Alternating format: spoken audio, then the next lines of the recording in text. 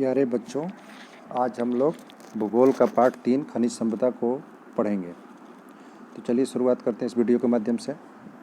तो सबसे पहले ये जान लीजिए कि खनिज किसे कहते हैं। तो यहाँ उदाहरण के तौर पर कुछ उदाहरण दिए गए हैं, जैसे चाकू, कैंची, बर्तन, चिमटा, गिलास, थाली। फिर आपका इसी के नीचे दिया गया है रेल इंजन, रेल पटरी, मोटर कार, तलवार, अस्त्र शस्त्र। ये सारे जो चीज़ें हैं आप सभी लोगों ने देखा होगा, लेकिन कभी आपने ये सोचा कि ये चीज़ें कैसे तैयार होती हैं और हमारे लिए कैसे उपयोग में आते हैं। तो आइए आज इसी चीज़ को जानेंगे कि ये सारी जो चीज़ें हैं, चाहे वो बर्तन है, चिमटा है, रेलवे लाइन है, गाड़ियाँ हैं, तलवार हैं, चाकू हैं, जितने भी चीज़ें जो अपने जीवन में हम नित्य दिन प्रयोग कर रहे हैं, उनका निर्माण कैसे होता है, वो कहाँ से मिलते हैं। तो आइए शुरुआत करते हैं। तो ये सारे चीज़ें मूल रूप से पृथ्वी पर पाए जाते हैं, लेकिन ये शुद्ध रूप में नहीं पाए जाते हैं। क्या होता है? शुद्ध रूप में नहीं पाए जाते हैं और ये ज़मीन या धरातल के अंदर पाए जाते हैं।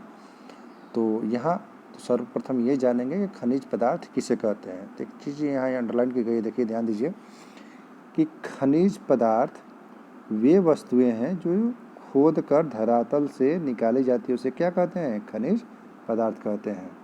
और जहाँ धरातल से खोद कर खनिज को निकाला जाता है उसे खान कहते हैं। क्या कहते हैं? खान कहते हैं। एक तो शब्द हो गया खनिज पदार्थ और दूसरा हो गया खान। तो खनिज पदार्थ क्या है? जो धरातल के अंदर से खोद कर निकाला जाता है वो खनिज हो गया, और जिस स्थान से वो खनिज निकाला जा रहा है उसको क्या कहेंगे? खान कहेंगे। तो ये तो आप समझ गए होंगे। अब ये जो खनिज है बहुत सारी अशुद्धियों से मिलकर बना होता है, अर्थात जैसे हमने कहा लोहा, तो लोहा ऐसा नहीं कि मान लीजिए ज़मीन, ये धरातल है, धरातल के ऊपर पेड़ पौधे हैं और मानव भी रहते हैं यहाँ, मान लीजिए जो भी हैं, लेकिन हमने कहा कि धरातल के अंदर, मतलब इसके जो नीचे वाली जो परतें हैं जो अलग अलग पदार्थों से मिलकर बने हैं, तो ये जो अंदर वाली चीज़ें इसमें खोद कर निकाला जाता है। क्या किया जाता है? खोदाई किया जाता है। तो ये जो पदार्थ होते हैं बहुत सारी अशुद्धियों से मिलकर बना होता है। जैसे अब लोहे के जो पदार्थ है उसके साथ बालू मिला है, मिट्टी मिला है, आपका और भी अशुद्धियाँ बहुत सारी चीज़ें मिली हैं। तो वो जो अशुद्धियाँ मिली होती हैं उस पदार्थ के साथ, तो उनको क्या बोलते हैं? अयस्क बोलते हैं। क्या बोलते हैं? उसको अयस्क बोला जाता है। क्या बोला जाता है? अयस्क या और बोला जाता है।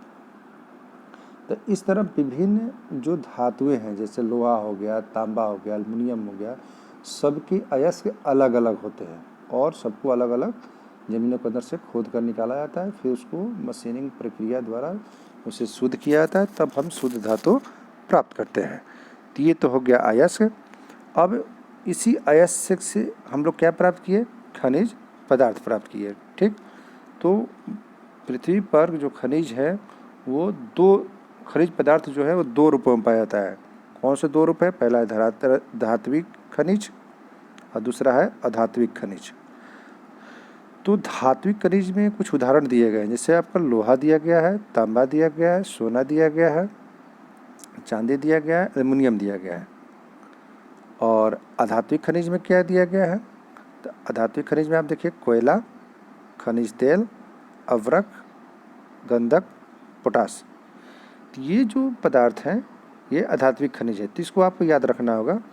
थोड़ी सी धात्विक खनिज के बारे में बता दें कि ये जो धात्विक खनिज है, जैसे लोहा हो गया, तांबा हो गया, जो भी चीज़ें हैं ये सब हैं, ये सब विद्युत और उष्मा के सुचालक होते हैं। और अधात्विक खनिज क्या होते हैं? ये विद्युत और उष्मा के कुचालक होते हैं। क्या कहते हैं? कुचालक होते हैं। तो ये बेसिक अंतर है। तो इस पेज में इतना ही है, अगले वीडियो में हम अगले पेज को पढ़ेंगे।